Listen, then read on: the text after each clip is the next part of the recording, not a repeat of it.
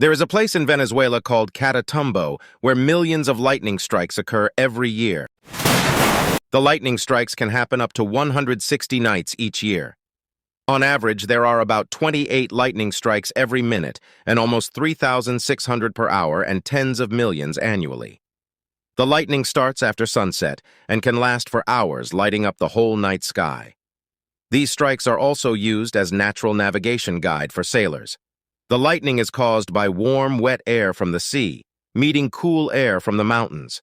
This mix makes big thunderstorms with lots of lightning. Catatumbo Lightning has also become a tourist attraction, drawing visitors from around the world who come to witness this incredible natural light show.